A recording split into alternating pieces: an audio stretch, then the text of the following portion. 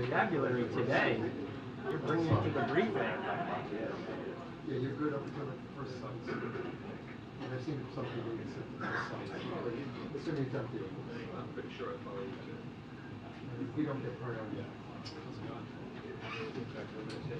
do follow you. All right. So much we're learning about each other. Try it that way. Anyway, what I'm trying to say is that Oh, but it barely works. So That's network news right there. it's new, but does it connect to the four computers sitting in our board? Sometimes. I'm getting a new computer. Do your best.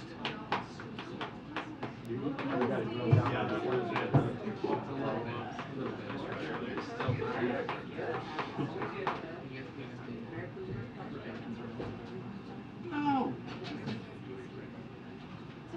I don't even know about that. Should I? Stand by.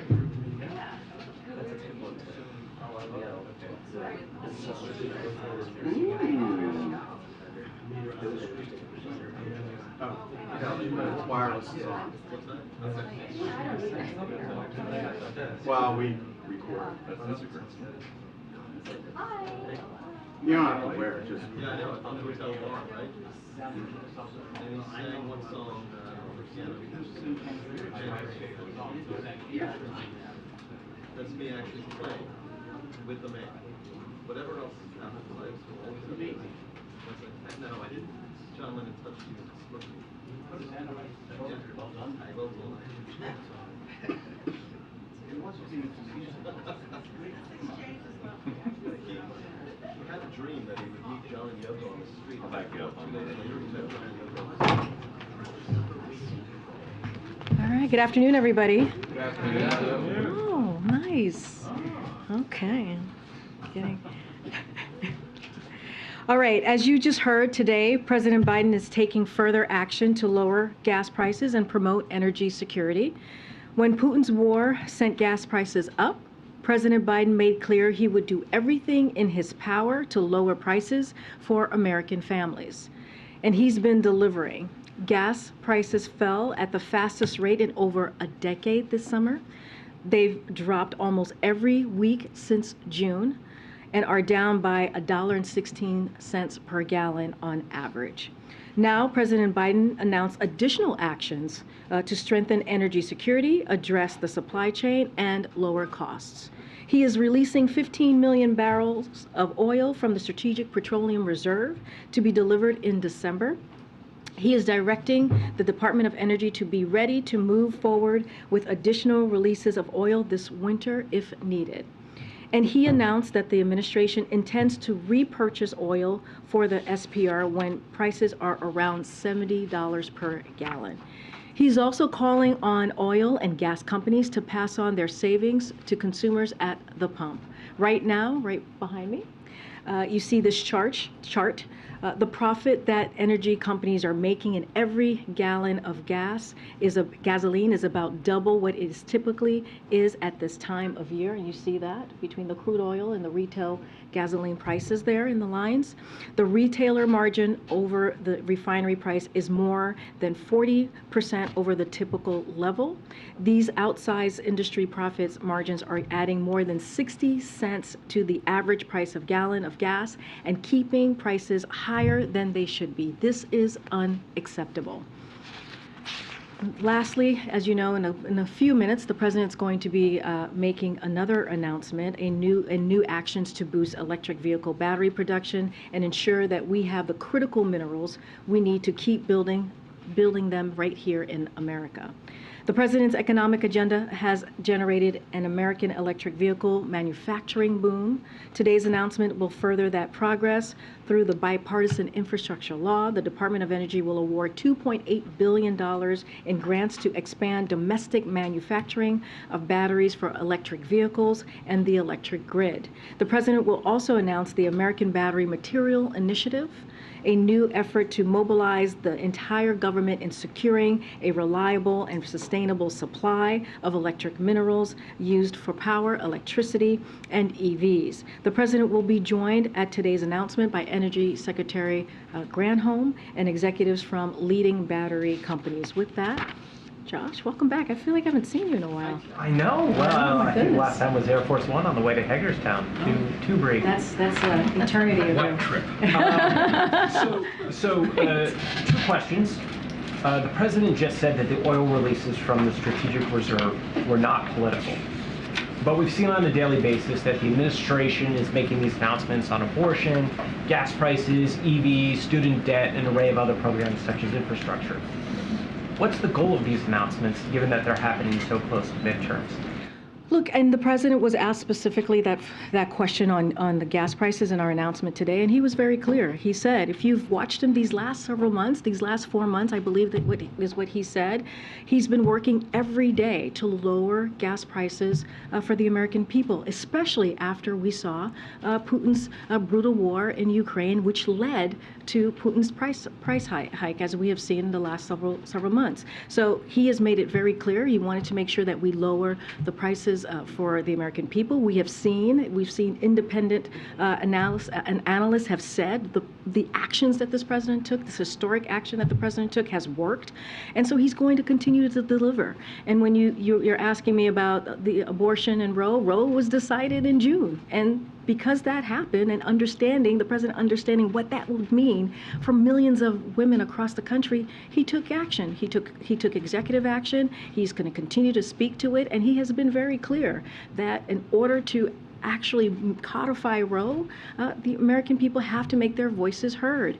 And so the president is not going to shy away from delivering for the American people. He's not going to shy away from a record that you all have seen for the past 20 months. That is just that, an economic policy, economic plans, economic legislation, and now laws that is working for the middle class. Gotcha. And then on the announcement today, a year ago, the president said after the G20 that $3.35 a gallon hurt families. When he took office, gas was $2.40 a gallon. What does the administration think is a reasonable price for gasoline, such that it could end withdrawals and kind of allow the reserves to replenish? So first of all, he's taking this action. We know that gas prices are going down, but they're still too high. And he acknowledges that, and that's why we're continuing taking the work to bring those prices down. And that is the promise that he's made the American people. I know people have asked, what is the sufficient level, right, in order to make that to be at a point where we feel that the supply is where it needs to be. Look, the supply has to meet demand, right? We just had this chart that laid out what was the stark differences that we're seeing with cost. When it's 60 cents more, we are saying to oil companies they need to make sure that the profits that they're making, that also the everyday Americans get that relief as well.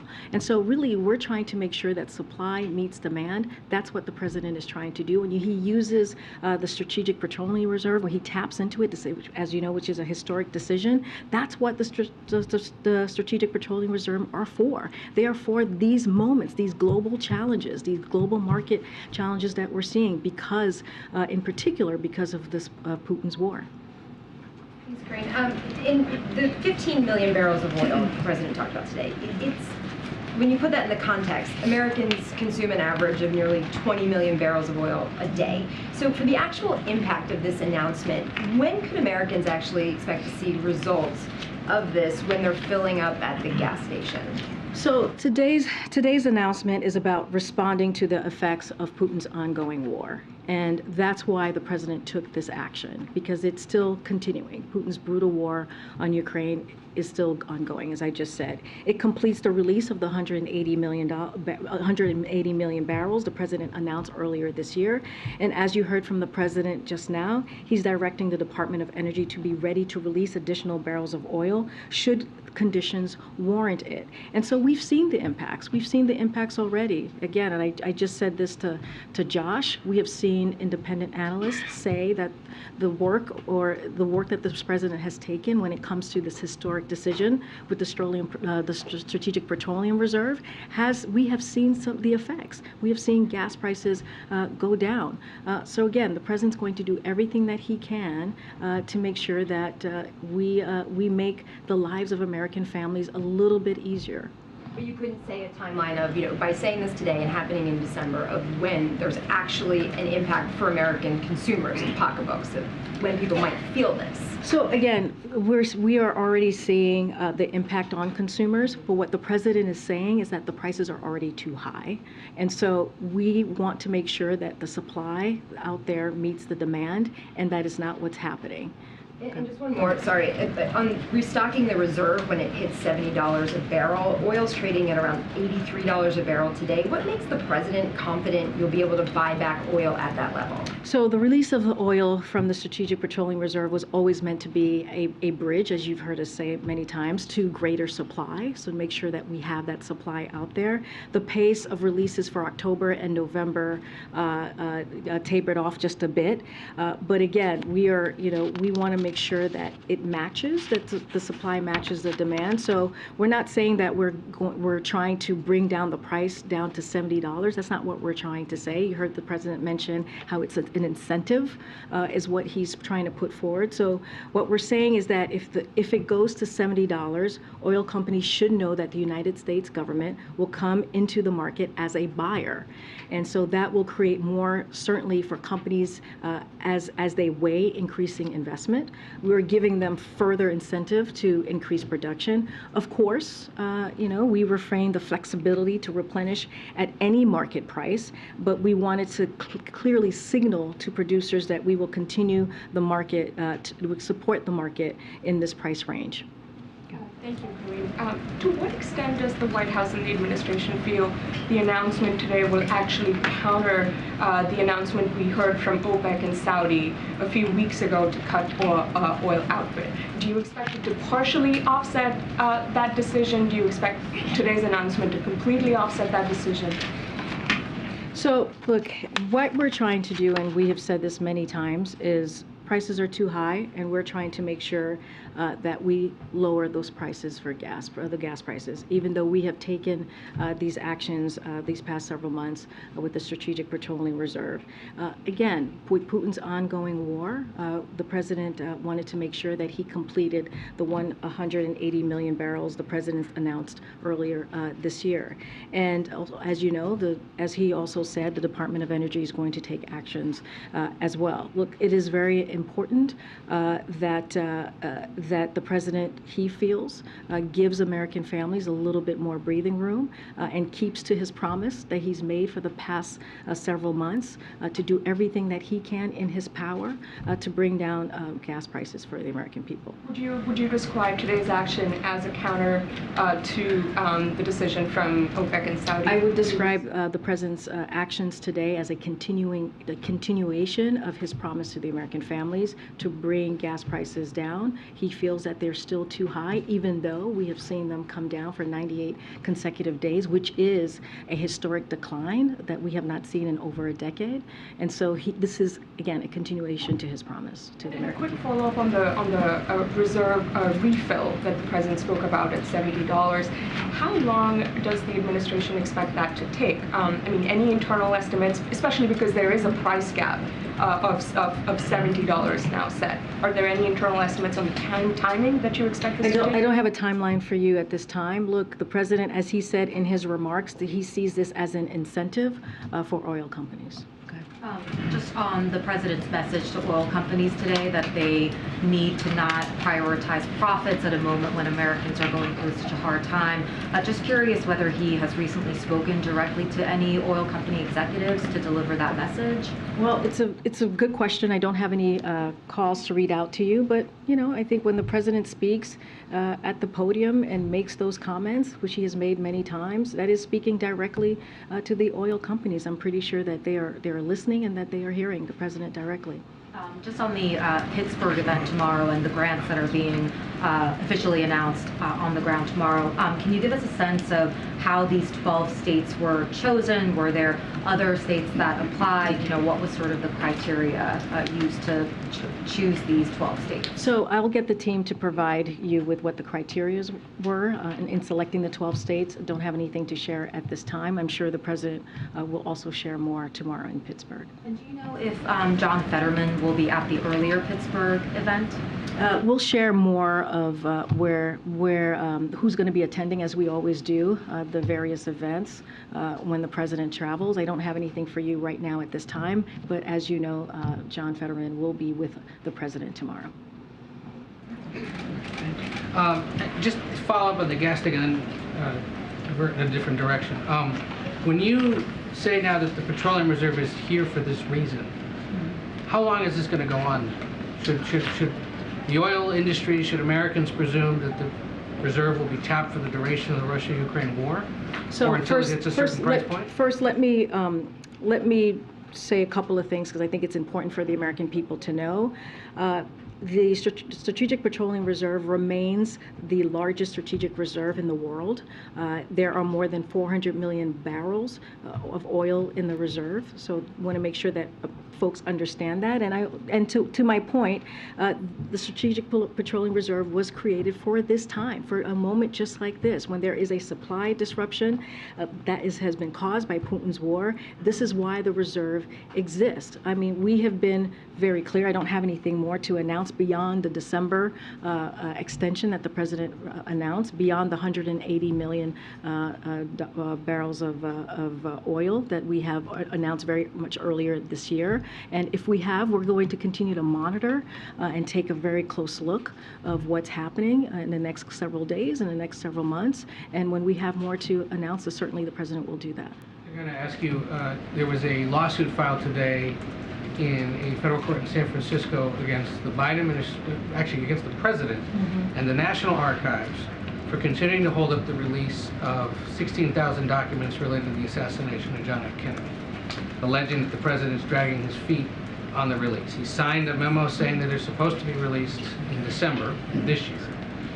Any response to the lawsuit, and does the president still plan to allow the release of those documents in December? So, as you know, we don't respond to lawsuits from here. It is not my place to do so. I can get more information on the documents for you to see where it is in the process, but I won't be responding to a lawsuit from here. I'm not hold up. I'm not aware of that. Again, I would have to check in with the team to see where we are in that process. I'm curious if the president himself has ever asked to see them. Again, I don't have anything to share on the specific documents. I would have to check in with the team. And he's doing this visit to Pennsylvania tomorrow, making one campaign stop. We heard again today that former President Obama is headed to Nevada now in November, in addition to the stops he's making next week for Democratic candidates. There was no update on the president's political schedule yesterday and the day before. Any chance there's an update today?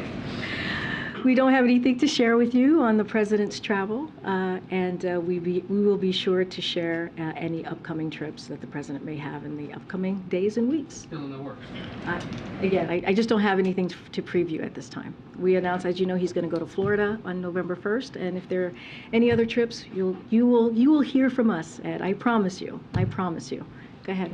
How seriously is the administration considering a ban on U.S. petroleum products? So everything is on the table.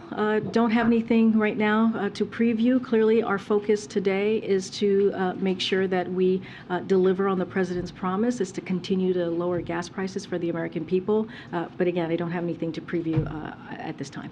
And just on the G20, has the administration locked in a meeting with Chinese President Xi Jinping yet? I don't have a meeting or anything to preview for you at this time with the meeting with the president. Hey, I have a foreign policy question, but first I wanted to follow up on something the president said earlier. He said that he's readying his team to look for other opportunities for further releases. Do you have a sense of what would spark a further release in the future? I know Europe is considering a ban or planning to implement a ban on Russian oil imports. Yeah, the president's asked his team to be on the ready in case there needs to be any more releases. don't have anything else to preview. Clearly, we're going to be monitoring this the next several weeks, the next several months, and when we have more to announce, we will do so. I wonder also if you can comment on the arrest of Saad Ibrahim al-Mahdi, in Saudi Arabia for sending tweets critical of the government. His son says he's been tortured and has accused the State Department of mishandling the case. So we can confirm the detention of Mr. al-Mahdi in Saudi Arabia and are closely following his case. We have consistently and intensively raised our concerns regarding this case at senior levels of the Saudi government in both Washington and also in Saudi. We will continue to do so. The Saudi government understands the priority we attach to resolving this matter. Exercising the freedom of expression should never be criminalized. Thanks very much. Back in 2020, when Congress was debating funding for replenishing the SPR, Democrats blocked it, saying it was a bailout for big oil. Why is it a good deal for taxpayers now? Well, right now we are dealing, again, I laid out what the Strategic Petroleum was created for. It was created for these moments, right? We're seeing supply disruption, right? There is a war currently happening in Ukraine that was started by Putin, a brutal war. And this is what these moments were for. When you see these global challenges, remember, this is a global challenge. This is not just happening here. It is affecting the global markets. And so this is an opportunity to do what we can to help American families. I was referring to the purchasing of the oil at $70 per barrel. Oh, I'm sorry. I thought you were meaning like why would we tap? No, yeah. Replenishing at a lower price. So can you say your question one more time so I heard it properly? Back in 2020, when Congress was debating funding for replenishing the SPR at a low price, Democrats blocked it, saying that it was a bailout for big oil. But now President Biden said today that would be a good deal. Yeah, I know exactly what you're talking about. You're talking about when Donald Trump was trying to sell it at $20 per barrel to buy it. Look, it was a different time then. It was not the same situation that we are currently in. The reserve was close to full capacity at that time, and so there was no reason to make that type of repurchase. Yeah, earlier you pointed out that this isn't the first time that President Biden has called out the profits of oil companies. A couple months ago it was talking about first quarter profits. Now it's second quarter. And so at this point, does the president feel like oil companies are ignoring his calls on this issue, the fact that they've continued to keep these profits?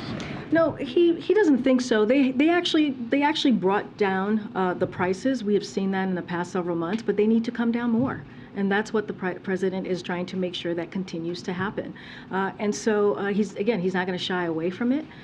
He wants to make sure that, as we saw in the chart, they did come down. They were able to do that. If you saw at the beginning of the chart, the prices it dipped, and it met what the retailers were paying. And so now we're seeing the difference, that 60 cents difference. And so we want them to bring that down to meet where consumers are. And then House Speaker Nancy Pelosi, in an interview posted today by Punchbowl News, said that Democrats need to improve their messaging when it comes to inflation over the next 3 weeks before the midterm. She calls inflation a global issue and points out or argues that because unemployment has decreased under Democrats and Biden, that inflation has gone up. And what's your response to the Speaker of the House saying that there is a messaging issue, that message is not getting out to voters right now, as indicated by polling that shows that those who have voters that are concerned about the economy, inflation, are favoring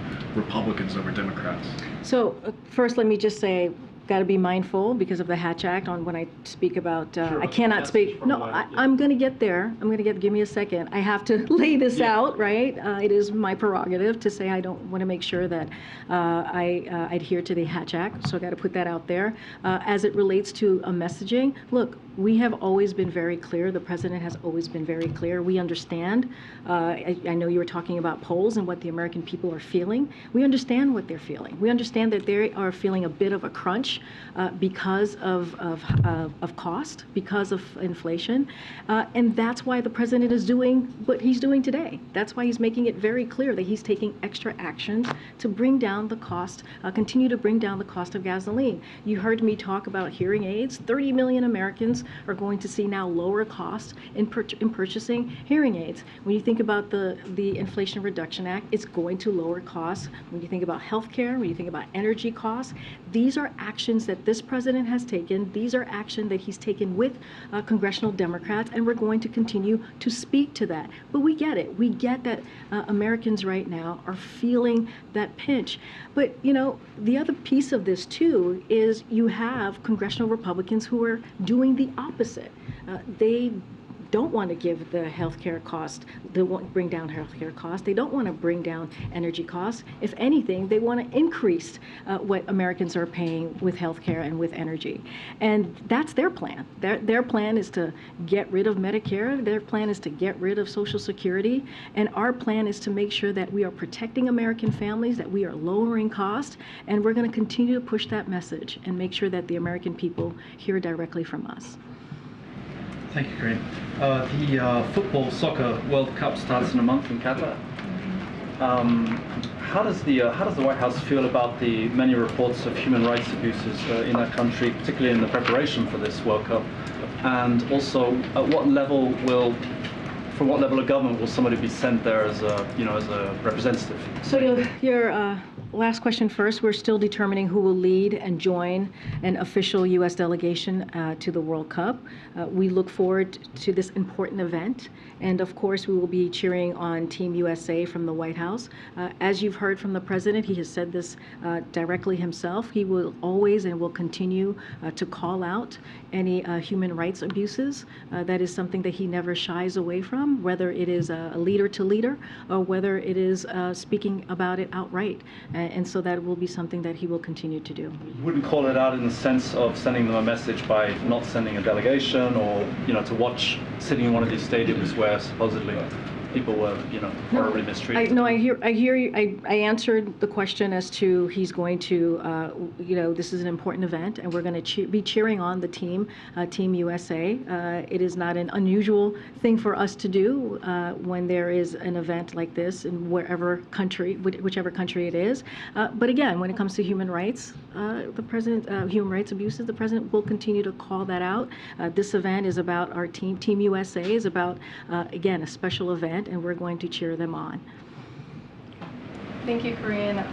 You've condemned governors sending migrants to various cities across the country, but where should officials that are overwhelmed by the number of migrants coming into their cities and into their shelters, where should they send the migrants?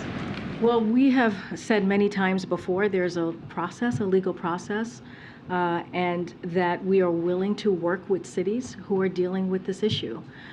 What we have seen from governors is that they are using migrants as a political tool. That's not the way to do it. And they're sending migrants, as we've seen the last several months, the last several weeks, they're sending migrants without letting city officials know, without letting the federal government know. And what they do is they call TV news stations to be there to capture this moment and use it as a political stunt. And so we will continue to call that out, but we are willing and open to work with cities that are dealing with this issue, as we have done with New York City, as we have done with Washington, D.C., and other cities as well. But does President Biden want more migrants to come to Delaware? I don't even understand that question, but I'll move on. Go ahead. Thanks, Karine. I'm wondering if you have a response to these videos first published by the Tampa Bay Times this week that show people in Florida who had been convicted of murder or sex offenses being released from prison, apparently thought they had the right to vote and had now been arrested for doing so. Yeah, we have seen those videos. We have seen that reporting by publication that you just mentioned. I want to be careful because I don't want to weigh in on any specifics ongoing cases in Florida, but the president believes that people who are not incarcerated for a felony should have their voting rights restored automatically, and he has repeatedly called on the Senate to pass comprehensive voting rights legislation that would do just that. Go ahead. Thank you, Karine. Two questions on two different subject matters. First, high gas prices. Has the President of the White House ever considered summoning these oil gas company executives here to the White House so that President Biden can deliver some of the message that he delivered earlier in the Roosevelt Room? Well, as you know, the Department of Energy has had about several meetings, a couple of meetings with oil companies to have conversations on what we can do to help in lowering prices and to help with the issue that we just laid out today, and how oil companies are not meeting or not lowering. They're getting the profits but not lowering their prices. So we've had several meetings. We had White House officials who have also attended those meetings as well. Don't have anything else to preview or to add to that, but we have been in close touch with these oil companies. Okay. And also on Ukraine, as you know, there's been bipartisanship in terms of supporting Ukraine financially and militarily over the course of the past year since February 24th. Yesterday, the leader for Republicans in the House, Kevin McCarthy, said if Republicans take over the House, don't expect a blank check. That's the way he put it, in terms of supporting Ukraine. What's your response to that?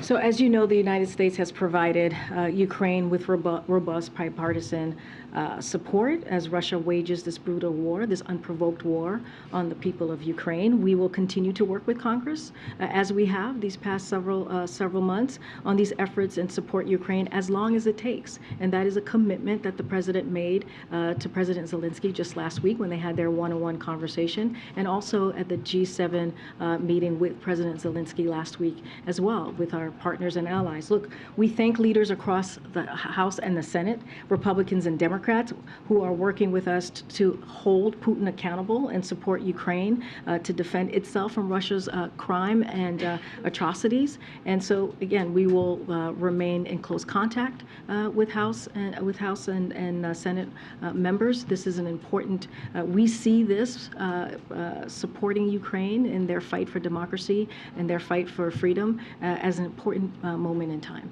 So you expect bipartisanship regardless of who controls Congress as it relates to Ukraine funding? Well, I'm not going to get into hypotheticals from here. What I'm saying is we appreciate the bipartisan support that we have seen these past several months, and we will continue to work with House and Senate members to make sure that the support that we are giving the brave people of Ukraine that continues.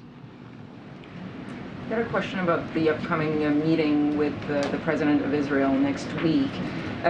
The Israeli government once again reiterated its sort of position that it won't send direct weapons to Ukraine, preferring humanitarian aid. Given the situation, given Russia's action, given the increasing implication of Iran in this war, is this something that the President is going to push with his Israeli counterpart when he meets with him, push for the Israelis to maybe help more militarily the Ukrainians? So I would refer you to the government of Israel for more on their decisions. Not something that I would comment from here, but the President looks forward to welcoming the President of Israel to the White House on October 26th, as I announced yesterday, for a visit that will underscore the enduring partnership between the United States and Israel. I'm not going to get ahead of any specific issues the President plans to raise, but I can confirm they will consult on a variety of issues, of key issues, including opportunities to deepen Israel's regional integration and ways to advance equal measures of freedom, prosperity, and security for both Israelis and Palestinians. Again, when it comes to their own government decision, I would refer you to them. Okay. Thank you, Karine. So you're asking oil companies to further lower gas prices. What makes you think that they are going to listen to an administration that is ultimately trying to put them out of business? How is the administration trying to put them out of business? Well, they produce fossil fuels, and this president says he wants to end fossil fuel. So look, you kind of asked me this question yesterday, and here's where we would say U.S. oil production is up and on track to reach a record high next year. We've seen that from from when we see their profit margins. It's record high. And so, in fact, the United States has produced more oil in President Biden's first year than under Trump's administration's first year, but at the same time, oil companies are raking in record profits, while more than 9,000 approved drilling permits remain untapped by the oil industry. There is no shortage of opportunity or incentive for oil companies to ramp up production. This is something that they can actually do. It is available to them. They can do this, and also they are getting the profits. And so because they're getting, I just showed 60 cents on the chart, more profit, right, that we're seeing, more higher costs that we're seeing than what retailers are paying at the pump. They can bring that down. They've done it before. You saw that at the chart in the beginning. They were able to bring prices down. And one more that folds in the president's top domestic priorities. In Georgia, the president's endorsed candidate for governor, Stacey Abrams, is suggesting that one way to mitigate the effects of inflation is to get an abortion. Does President Biden agree? I did not see her comments on this, so I don't know the context of this. Again, I want to be careful because this is a political debate, and it's related to a midterm, an election. So I'm not going to comment on that. Okay, I'll go to the back. Go ahead. Thanks, Karine. Yeah, thanks, Karine. So the FTC has so far found no signs of wrongdoing or price gouging within oil companies. So I'm wondering why the president still continues that narrative. Because we're seeing it from the chart. And oil companies were able to do it before, as I just stated to Peter. We're seeing a 60-cent gap between where their profit are and what people are paying at the pump. And so they can bring it down. They've done it before. And so the president wants to make sure that the profits that oil companies are making is also being, their profits is being afforded and given to the American people. So we've heard you say that the president believes there's not going to be a recession or might not happen, but a growing number of business folks who are outside this building, Jeff Bezos yesterday joining Jamie Dimon, Goldman Sachs CEO, why are they wrong then? So, look, the president has said this, and I'm going to say this here as well. What he wants the American people to know is because of the resilience of the economy and because of our economic plan, we are in a better place to deal with these global challenges, to deal with global inflation than any other global major company, major country in the world. And we are in a stronger position to navigate through these global challenges. We see jobs are up. We created 10 million jobs. We see that unemployment rate is at the lowest that we've ever had in a while, in historic lows. And because of those pieces of data that I just laid out, we think we are in a stronger place than we have been, than we have seen when we talk about a recession, what leads to a recession. And so, look, again, the president was very clear. He doesn't anticipate there being a recession because of those data points that I just laid out. Thank you, Karine. A couple of summit questions and then one on Iran, if I may. The first one is on the G20. Can you speak about what the president is trying to do in terms of rallying support for Ukraine in that forum? And on that note, can you confirm reporting that the White House is trying to ensure that President Biden does not bump into President Putin should he attend the summit? We still don't know whether he's attending the summit or not. That's my first question on the summit. Those reports are not correct. They're not true.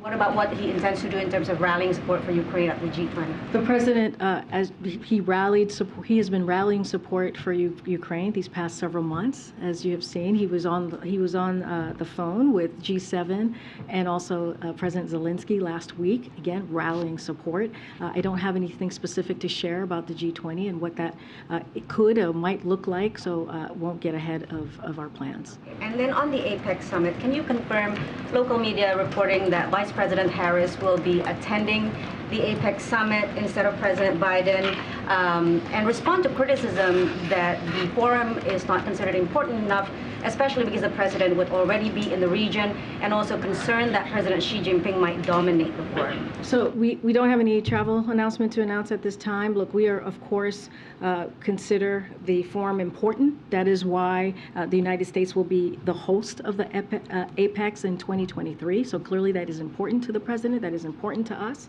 It is a top priority for the Biden-Harris administration to serve as a strong, reliable partner to APEC economies and identify common ways to replenish, to unleash economic opportunity, prosperity, and growth for us all. So again, this is important to the president, but I don't have anything to announce as far as any travel. Thank you. And then one last one on Iran. Is the administration aware that Iran has sent military personnel to Crimea to train Russian military personnel on Iranian drones? And on that note, can you also enlighten us or share anything on the discussion of Iranian arms transfer to Russia that's being raised by the U.S. and allies at the UN Security Council today? So on those reports, I don't have anything here to share or confirm. Look, we have said for months that Russia had plans to turn to Iran, and that is what we're seeing for support. And so it's another sign of how brutal Putin is willing to be and how isolated he is, along with Iran. The president spoke to this. One of your colleagues asked him a question about the martial law, and he talked about the brutality that Russia is trying to put onto the Ukrainians. And what we're continuing to see is how bravely the Ukrainians are fighting for their freedom and fighting against the Russians' aggression. But it's not going to change the course of the war. We are going to continue to support Ukraine and continue to provide them with security assistance as long as it takes, because we understand how important it is for them to fight for their sovereignty, how important it is for them to fight for their democracy. Great. The U.S. Census Bureau said recently that adults in roughly 1/3 of households with infant children that use formula had trouble finding it. Obviously, the administration has taken a number of steps over the last several months to try to address this shortage. Why is the shortage still ongoing after so much time, and what more can be done? So look, the president and his administration has taken actions, as you know, through the last several months to make sure that we have progress to address this issue that is currently happening right now, and also to avoid any future issues. As you know, we've ramped up the domestic production, which including invoking the Domestic Production Act, which has allowed companies to increase production. And as a result, U.S. infant formula production year to date has outpaced the 2020 levels. So we have seen some improvement. We understand that there's more work to be done, and so we're going to continue to work on that as well. Thanks. A couple questions on gas prices. The first is, when the president announced his initial round of actions back in March, he said that directly would contribute to a 10 to 35 cent per gallon decrease in gas prices. Can you give the same or similar quantification here? And if not, what's the difference? Look, I'm not going to give a quantification here at this time. Look, the difference now is that, and the reason that the president made this announcement is Russia continues its aggression. It's continuing its war. And so the president took extra action to deal with gas prices, even though that they have been going down. They're still too high. And so the president, again, is going to continue to keep his promise to the American people to lower cost at the pump. And not just that, lower healthcare costs, lower energy costs. We've talked about the Inflation Reduction Act and what it's going to deliver and do for the American people. And so, look, this is something that the president takes very seriously. When we talk about inflation, we talk about cost. He has made this a priority when we talk about his economic policy, and so that's what you heard from the president today. And secondly, earnings season's coming up. You're going to have a lot of these companies, oil companies, reporting their earnings. Most likely, potentially announcing more buybacks. If that happens again another quarter, what's the consequence here? I mean, what more can the White House do here to prevent oil companies from just continuing to, funnel profits to that? So, look, we're going to continue to have those conversations. As I mentioned, Department of Energy has been in touch with oil companies on a pretty regular basis, that they've had that open door of communication, so that will continue. And you're going to continue to hear from the president. I don't want to get ahead of what might or might not happen. We have seen the oil companies actually act before, very early on, to bring their prices down, to make sure that that the American people are paying what what they should be paying at the pump, right? To make sure that the American people are not are being given a little bit more of a breathing room. And so the president's going to continue to speak out, and we're going to continue to do the work. Thanks, Karine. Thanks, everybody.